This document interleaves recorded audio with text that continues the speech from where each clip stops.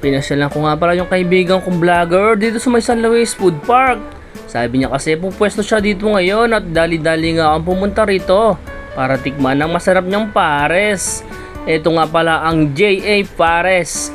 Ayan no, sa mga gustong kumain ng pares dyan, meron nga pala silang pwesto dyan sa may San Roque. Taga San Roque nga pala si paring J-Flow Motovlog. Ayan nga pala ang page niya. Kaya gusto naman kumain dito sa may park, pumasya lang kayo dyan at makikita nyo naman yan.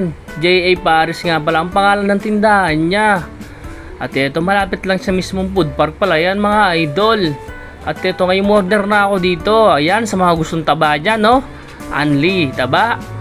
At ang laman nga pala ng pares niya dito ay, ayan, no? Laman loob ng baka mga idol. Grabe. Alam na alam nyo na favorite natin lahat yan, no? Basta pares, syempre. Masarap yan. Mura nga lang pala ang pares ni paring J-Flow Motovlog dito. Sa 60 pesos mo, makakakain ka ng masarap na pares. Ayan no. Grabe. Dito sa time na yan, nilagyan ko na nga ng pampalasa at lara. Para pag kinain natin, lumalaban no. Grabe naman yan. Sakto-sakto to mga idol, tag-ulan. Masarap na pares ang ipapartner natin dyan no. Ayan no. Ito nga pala ang in-order ko mga idol. Lechon pares nga pala yung in-order ko dito. Ayan no.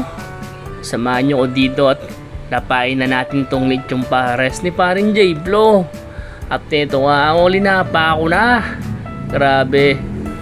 Sa time na to, pinagpapawisan na ako. And share ko lang sa inyo mga idol para naman pag nakita nyo, alam nyo na kung saan kayo kakain. J-Flow Motovlog mo mga pala, J.A. Pares. Diyan lang matatagpuan yan sa San Roque sa Luis, Pampanga. And yung lang naman mga idol, and thank you. Like and follow na rin mga idol. Shush!